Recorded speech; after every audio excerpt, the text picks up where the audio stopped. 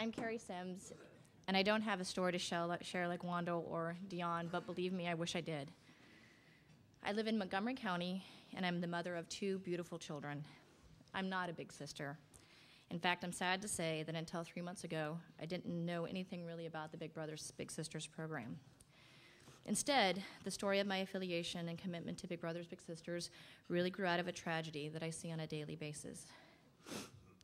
I am a trauma surgeon at the University of Pennsylvania, and 3 years ago, a boy named Alan arrived into my trauma bay with 13 gunshot wounds. At that time, he was just another young black man who ended up in my hands as the result of senseless violence. His injuries were extensive and severe, and I thought that he had very little chance of surviving. I knew that if he did live, it would be a long and hard struggle. Alan stayed in our hospital for 2.5 years. During that time, he became more than just my patient. He became part of my family. In September, Alan succumbed to his injuries and he died. Now, Alan's story isn't unique. In fact, I hear it almost every day. Young, mostly black men come to my trauma bay. I sew them up and I send them back out. Many times they come back weeks or months later, and worse than ever, and I sew them up and I send them back out again. And when they come back a third time, they usually die. I have cared for patients, sometimes multiple times, their siblings, and their friends. And as a doctor, I have to tell their mothers over and over the same horrible news. As a parent and a mother, this is a task that is unbearable and heartbreaking. As parents of these parents love these boys very much. In fact, they love them as much as I love my own children. But love isn't enough sometimes. They often don't know what to do for them, or they don't have the resources to do it. These boys usually come from single-parent households, and in fact, Alan lived with his mom, who worked 2 to 3 jobs to support her 3 kids and just to make ends meet. His dad was a crack addict. His relatives worked the streets, they sold drugs, and they taught him the joys of easy money. His mom loved him so much, but she couldn't do it on her own, and he really didn't have a male role model. So he ended up making some really wrong choices, and he ended up dead.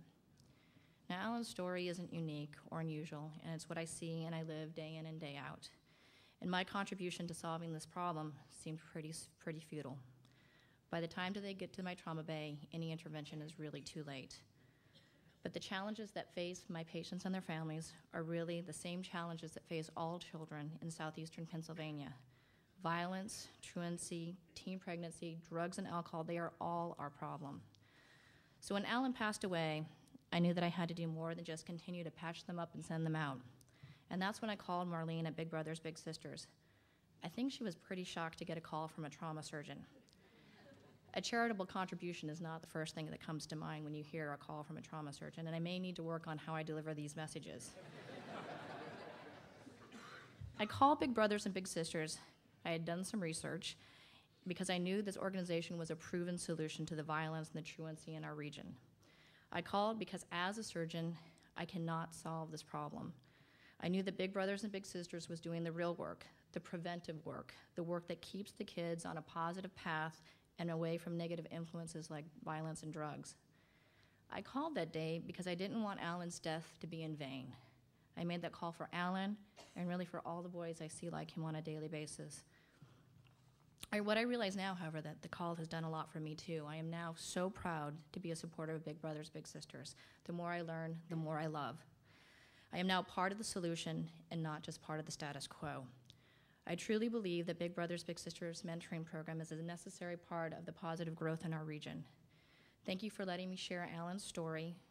I think this organization could have really made a difference in his life. As a physician and as a mother, Big Brothers and Big Sisters has my commitment and my support. And I hope that you too will support this wonderful organization. Thank you very much.